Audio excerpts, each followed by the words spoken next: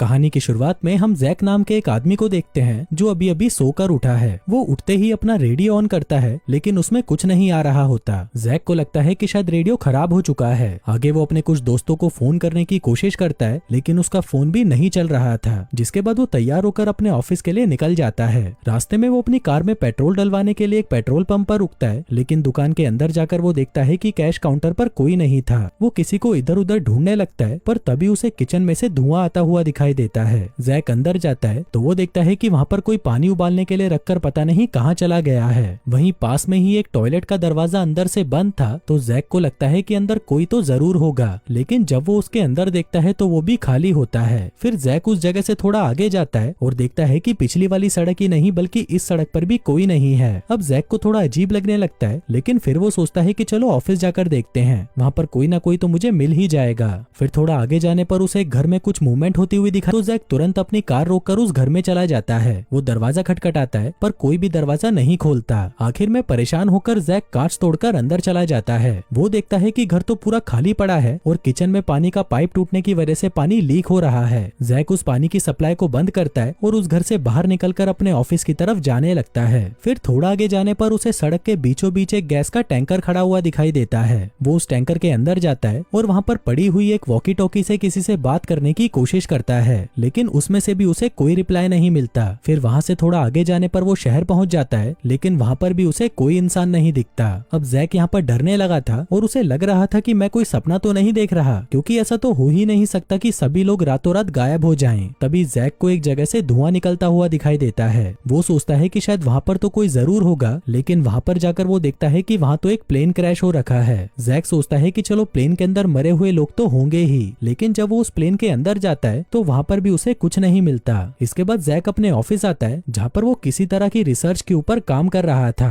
वहाँ आकर वो देखता है कि उसकी सभी मशीनें तो सही चल रही थी। जैक वहाँ पर किसी को कॉल करने की कोशिश करता है लेकिन दूसरी तरफ से कोई भी उसका कॉल नहीं उठाता। तभी जैक के मॉनिटर पर एक मैसेज आता है जिसमें लिखा था कि ऑपरेशन फ्लैशलाइट पूरा हो चुका है। जैक जल्दी से उठता है और पूरे ऑफिस में अपने साथियों को ढूंढने लगता है लेकिन पूरे ऑफिस में उसके अलावा कोई नहीं होता। तभी वो कंट्रोल रूम में जाता है और देखता है कि उसका बॉस तो वहीं पर बैठा है। अब जैक जैसे ही उसके कंधे पर हाथ रखता है वो देखता है कि उसका बॉस तो मर चुका है। अब ये देखकर जैक डर जाता है और भागकर वहाँ से बाहर आ जाता है। वो जल्दी से उस ऑफिस से निकलने की कोशिश करता है पर तभी वो देखता है कि ऑफिस के सारे दरवाजे अपने आप लॉक हो चुके हैं। तभी जैक अपने कैबिन में आता है और रिकॉर्डर उठाकर कहता है कि आज जुलाई 5 है और हमारा ऑपरेशन फ्लैशलाइट फेल हो चुका है, जिसकी वजह से दुनिया के सभी लोग गायब हो चुके हैं। सिर्फ मैं ही हूँ जो यहाँ पर अकेला बचा हूँ। जिसके बाद वो उस रिकॉर्डिंग को टेबल पर रखता है और वहाँ पर एक बॉम्ब ब्लास्ट करके उस ऑफिस का दरवाजा तोड़ देता है। इसके बाद वो एक रेडियो स्टेशन में जाता है और कुछ ब्रॉडकास्ट करने लगता है। वो अपना नाम और अपना पता बताता है और कहता है कि अगर कोई भी जिंदा हो तो मुझे आकर मेरे एड्रेस पर मिलना। इसके बाद वो पूरे शहर की दीवारों पर अपना नंबर और एड्रेस लिख देता है। जिसके बाद वो एक पुलिस कार को लेकर गली गली अनाउंसमेंट करता है कि अगर कोई भी जिंदा है तो प्लीज आकर मुझे कांटेक्ट करे। और इसी तरह ये सब करते हुए कई दिन बीत जाते हैं लेकिन एक भी इंसान जैक को कांटेक्ट नहीं करता। वहीं जैक रोज रोज इंसानों को ढूंढ ढूंढ कर परेशान हो चुका था और अब उसे पूरा यकीन हो चुका था कि वो इस दुनिया में अकेला ही बचा है। पर तभी उसके दिमाग में आता है कि अगर मैं इस दुनिया में अकेला हूँ तो फिर मैं इस छोटे से घर में क्यों रहता हूँ। जिसके बाद वो शहर के सबसे बड़े और शानदार घर में जाकर रहने लगता है। आगे वो एक कार के शोरूम में से सबसे महंगी कार निकालता है और उसे लेकर घूमने लगता है। फिर वो एक मॉल में जाकर वहाँ पर सबसे महंगे कपड़े पहन लेता है। अब ये सब चीजें करने में उसे बहुत मजा आ रहा था लेकिन फिर कुछ ही दिनों में वो इन सबसे भी बहुत बोर हो जाता है। अब कुछ दिन और बीतते हैं और जैक की दिमागी हालत अब खराब होने लगती है। वो आदमियों की जगह औरतों के कपड़े पहनने लगता है। जिसके बाद वो वहाँ के प्रेसिडेंट के घर पर जाता है और उसकी बालकनी में जाकर स्पीच देने लगता है। आगे वो एक शॉटगन लेकर एक चर्च में घुस जाता है और वहाँ पर लगी जीसस की मूर्ति को शूट करके उड़ा देता है। जिसके बाद वो एक बड़ा सा ट्रक लेकर शहर की सारी दुकानों को तोड़ने लग जाता है। अब अकेला रह रहकर जैक पूरी तरह पागल हो चुका था, इसलिए वो खुद को ही मारने के बारे में सोचने लगता है। पर तभी वो फैसला बदल लेता है और डिसाइड करता है कि अब से वो जिंदगी के मजे लेगा। जिसके बाद वो समुद्र में जाकर नहाने लगता है और वापस अपने घर लौट आता है, जैसे कि वो अपनी जिंदगी एक नए सिरे से शुरू करने वाला हो।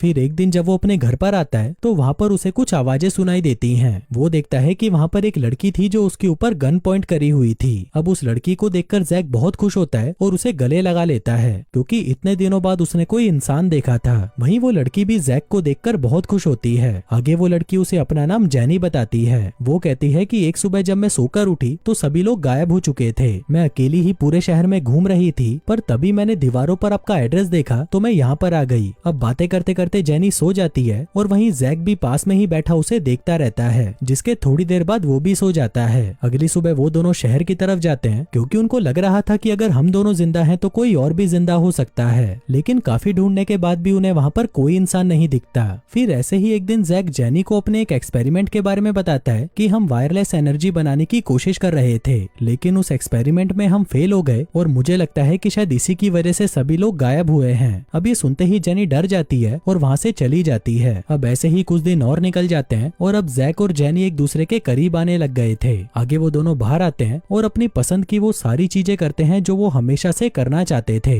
फिर एक दिन जब जैक कहीं पर जा रहा था तभी उसके रास्ते में एक ट्रक आ जाता है। जैक अपनी गन लेकर उस ट्रक के पास जाता है तो उस ट्रक में से एक आदमी बाहर निकलता है जिसने मास्क पहना हुआ था। वो जैक पर गन पॉइंट करता है और उससे पूछने लगता है कि तुम कौन हो, तुम जिंदा कैसे बचे और क्या तुम अकेले हो। तभी जैक भी उसे झूठ बोल देता है कि हाँ मैं अकेला हूँ। अब ये सुनकर वो आदमी अपना मास्क उतारता है और जैक से कहता है कि मुझे तो लग रहा था कि इस दुनिया में सिर्फ मैं ही बचा हूँ। पर तभी जैक की वॉकी टॉकी में जेनी की आवाज आती है, जिसे सुनकर वो आदमी कहता है कि ये आवाज कहाँ से आ रही है। अब जैक उसे सब कुछ सच बता देता है कि मेरे साथ एक लड़की है। अब ये सुनते ही वो आदमी कहता है कि मुझे भी अपने साथ ले चलो। आगे घर पहुंचने पर वो दोनों जेनी को देखते हैं जो कि एक बहुत ही सुंदर ड्रेस पहनकर वहाँ पर खड़ी थी। तभी वो आदमी उन दोनों के पास आकर उन्हें गले लगा लेता है और कहता है कि अच्छा है अब मैं अकेला नहीं हूँ। जिसके बाद वो उन्हें अपना नाम हैप्पी बताता है। अब वो तीनों एक साथ बहुत खुश रहते हैं और साथ में घूमते फिरते रहते हैं। फिर एक दिन वो तीनों एक जंगल में कैंपिंग करने जाते हैं। तभी हैप्पी उन्हें बताता है कि एक बार मेरे और मेरे दोस्त के बीच में लड़ाई हो गई थी और उसने मुझे इतना मारा था कि मुझे लगा मैं मर चुका हूँ, पर जब मुझे होश आया तो मेरे आसपास कोई नहीं था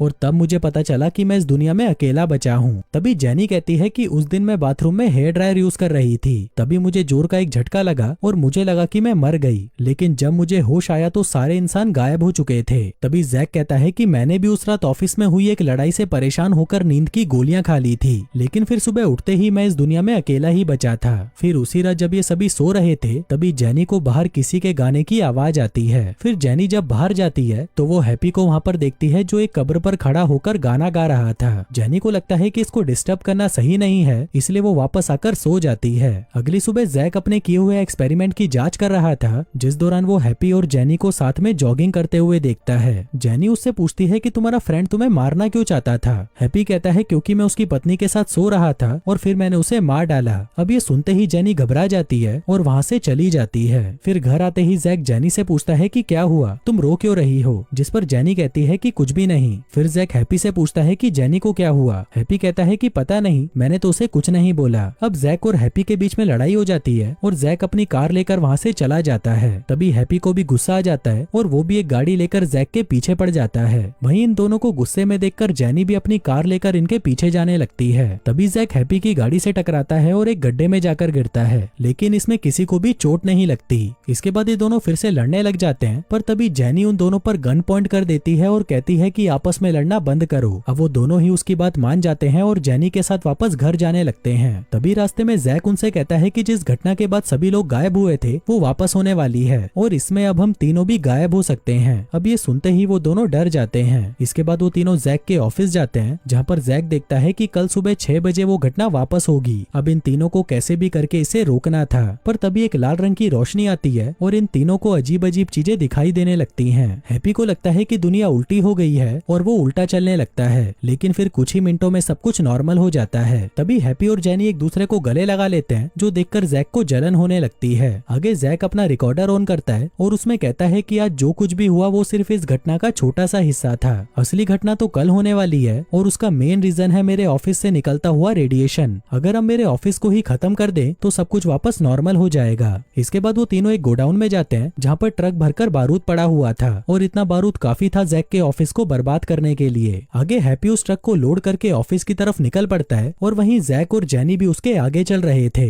इसी दौरान जैक जेनी से कहता है कि हम दोनों पहले कितने क्लोज थे, लेकिन हैप्पी के आने के बाद तुम मुझसे दूर जा चुकी हो, इसलिए अब तुम सच बताओ कि तुम मुझे पसंद करती हो या हैप्पी को। जेनी कहती है कि मुझे तुम दोनों ही पसंद हो, लेकिन हैप्पी को लेकर मेरे अंदर हमदर्दी है। मैं उसको जैसा समझ रही थी वो वैसा इंसान नहीं है, बल्कि वो तो बहुत ही अच्छा है। जिसके बाद वो जैक की कार से निकलकर हैप्पी के ट्रक में जाकर बैठ जाती है। अब ये देखकर जैक को गुस्सा आने लगता है, लेकिन वो बेचारा कुछ कर नहीं सकता था। पर तभी जैक देखता है कि उसके रेडियो में अलार्म बज रहा है, जिसका मतलब था कि उसके लैब में रेडिएशन लेवल बहुत ज्यादा बढ़ चुका है और अगर ये लोग ट्रक को ऑफिस के पास भी लेकर गए तो ट्रक में पड़ा हुआ बारूद ब्लास्ट हो जाएगा और हैप्पी और जेनी वहीं पर खत्म हो जाएंगे। अब जैक जल्दी से ये बात हैप्पी को बताने की कोशिश करता है, लेकिन वहीं हैप्पी को लगता है कि शायद जैक को उससे जलन हो रही है, इसलिए वो अपना रेडियो ही ऑफ कर देता है। तभी जैक उसके ट्रक के आगे अपनी गाड़ी लाकर खड़ी कर देता है और उन दोनों से कहता है कि तुम लोग पागल हो गए हो क्या? अभी मेरे ऑफिस में रेडिएशन लेवल बहुत ज्यादा है और अगर वहां पर हम ट्रक लेकर गए तो तुम दोनों भी मर जाओगे। इसके बाद वो दोनों ऑफिस के दूर एक टावर पर जाते हैं, जहाँ पर जैक कहता है कि मुझे शहर जाकर कुछ सामान लाना होगा, जिससे हम इस ट्रक को बिना किसी ड्राइवर के ऑफिस के पास पहुंचा दें। जो कहकर वो उन दोनों को वहीं छोड़ देता है और खुद कार लेकर शहर की तरफ चला जाता है। उधर हैप्पी और जेनी से अब कंट्रोल नहीं हो रहा था, इसलिए वो दोनों वहीं पर इंटीमेट हो जाते हैं। फिर थोड़ी देर बाद जब वो दोनों बाहर देखते हैं तो वहाँ पर जैक होता है, जो खुद ही उस ट्रक को ऑफिस के पास ले जा रहा था। दरअसल जैक इस सब का जिम्मेदार खुद को मानता है और उसको लगता है कि उसी की वजह से सभी लोग मारे गए, इसलिए वो अपनी जान देकर हैप्पी और जेनी को बचाना चाहता था। इसके बाद वो उस ट्रक को सीधा अपने ऑफिस में घुसा देता है और तभी वहाँ पर एक जोर का ब्लास्ट होता है। पर तभी उनको वो लाल लाइट फिर से दिखाई देती है और हम जैक को देखते हैं, जो वहाँ से कहीं और आ चुका है। वो देखता है कि वो एक बीच पर है और उसके आसपास कोई भी नहीं है। और दोस्तों, इसी के साथ ही ये कहानी यहीं खत्म हो जाती है।